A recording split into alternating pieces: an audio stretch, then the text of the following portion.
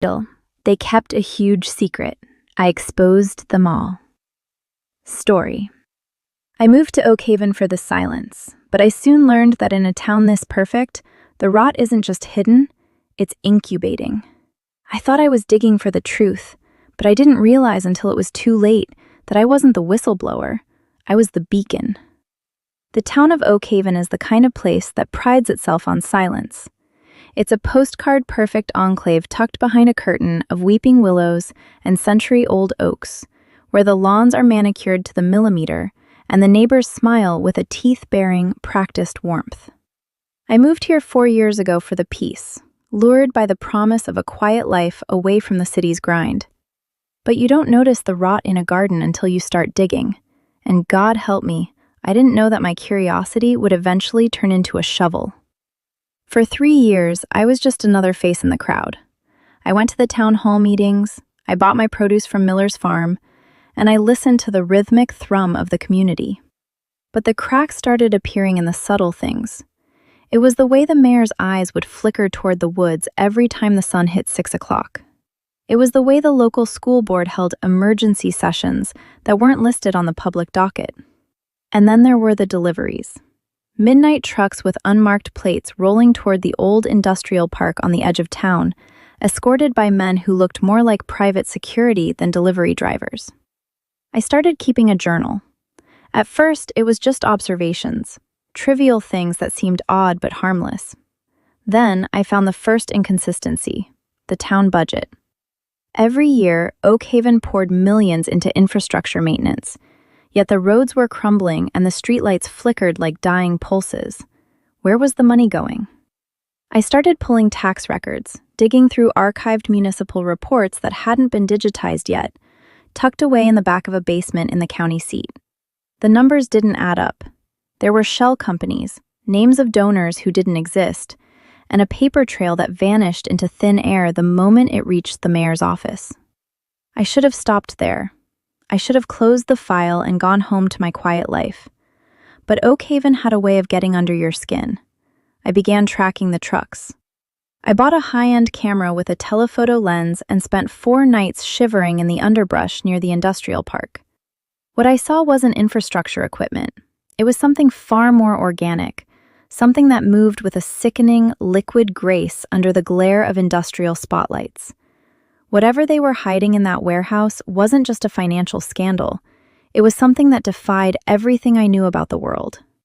Yesterday, I managed to slip past the perimeter fence while the guard was distracted by a phone call. I found a crawl space beneath the main loading bay, a dark, damp concrete vein that led into the heart of the facility. The air down there smelled like ozone and rotting copper. As I crept forward, I saw a row of heavy, reinforced glass containers stretching into the darkness, each one illuminated by a soft, sickly violet glow. Inside, something was breathing. It was human-shaped, but the skin was translucent, pulsing with a rhythm that matched the hum of the town's power grid. I snapped a photo, my hands shaking so violently I nearly dropped the camera. Just as the flash pulsed, a shadow fell across the concrete wall in front of me. I froze, my breath hitching in my throat, as a heavy pair of boots crunched on the gravel just inches from my hiding spot. A voice, cold and sickeningly familiar, echoed through the chamber. The mayor's voice. "I told you, Chief," he hissed, the sound amplified by the acoustics of the bay. "The new arrival has been tagged, but our guest in the crawl space has finally stopped being a ghost." I pulled myself back, desperate to retreat, but my foot caught on a stray cable, sending a metal crate clattering against the wall. The sound was like a gunshot in the silent facility. The footsteps stopped instantly. A flashlight beam sliced through the darkness, swinging wildly until it locked onto my eyes, pinning me like a moth against the concrete. I realized then that the door behind me had been locked from the outside, and the handle was already turning. The beam of the flashlight was blinding, a searing white spear that carved through the shadows and turned the damp air into a swirling nebula of dust. I scrambled backward, my heels scraping against the grit of the concrete floor, but there was nowhere to go. The space behind me was a dead end, a narrow service tunnel that stopped abruptly at a solid wall of reinforced steel. I clutched the camera to my chest like a shield, the memory card inside it feeling heavier than a slab of lead.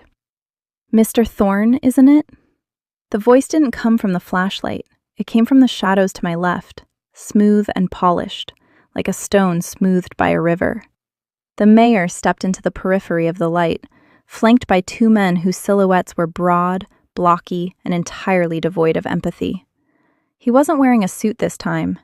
He was dressed in a sleek charcoal tactical vest, his face twisted into an expression of pity that felt worse than outright rage.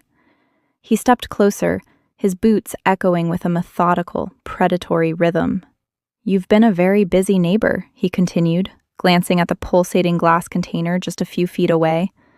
The thing inside shifted, its translucent limbs pressing against the glass, and for a fleeting, horrifying second, I saw eyes, dozens of them, opening along its torso. I felt bile rise in my throat, but I swallowed it down. I had to stay sharp. "What is that?" I whispered, my voice sounding thin and brittle in the vast, tomb-like room. The mayor laughed, a dry, humorless sound. "That is the future, Mr. Thorne. It's the silence you moved here to find. It's the prosperity this town enjoys while the rest of the world tears itself apart. But you see, true peace requires a foundation of, let's call it, maintenance. And you've just become a very significant part of the budget." He signaled to the two men. They didn't speak.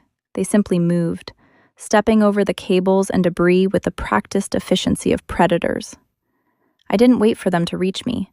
I shoved the camera into the narrow gap behind a stack of shipping pallets, shoved my penknife into my pocket, and lunged for the only thing I could reach, a heavy iron pipe protruding from a burst coolant line.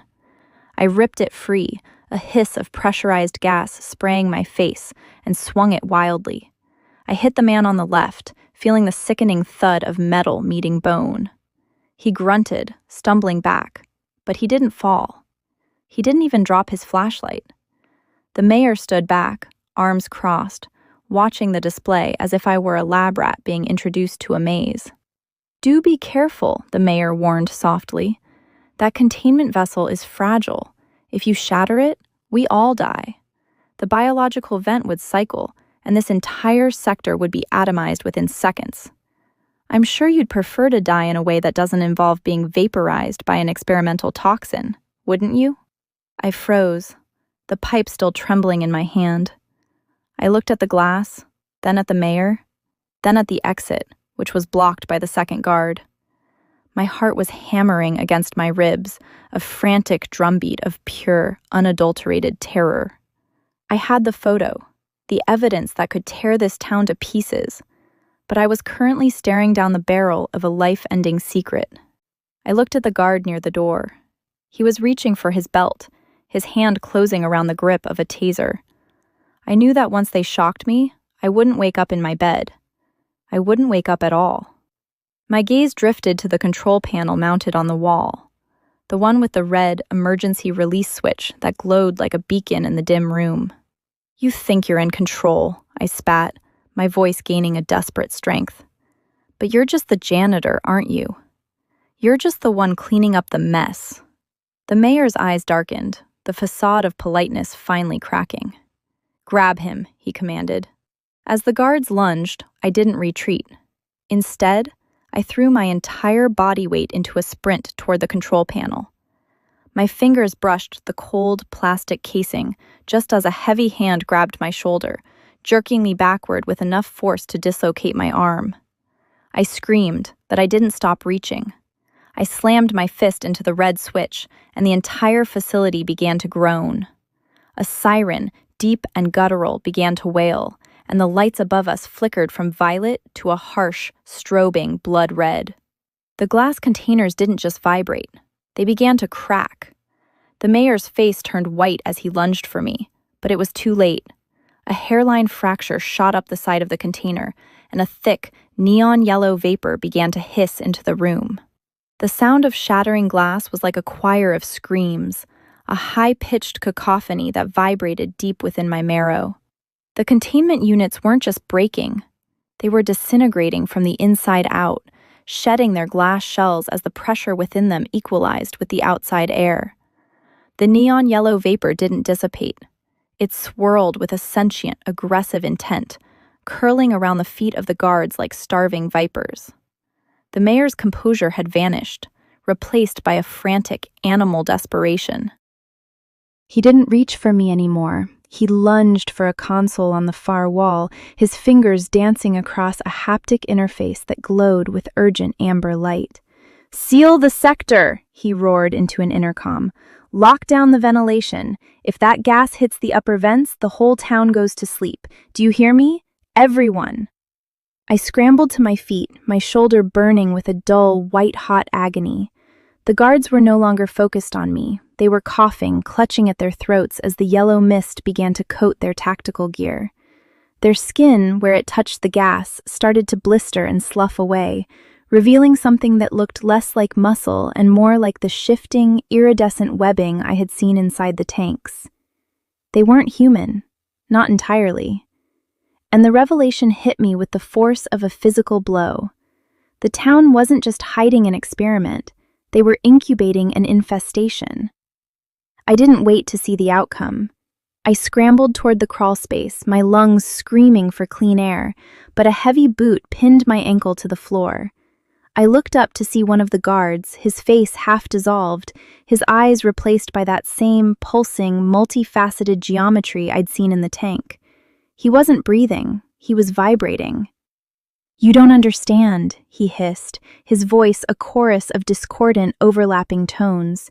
"We are the gardeners. The world is the soil. We are just preparing it for the harvest." He dragged me backward, his strength unnatural, his grip like a vise of cold iron.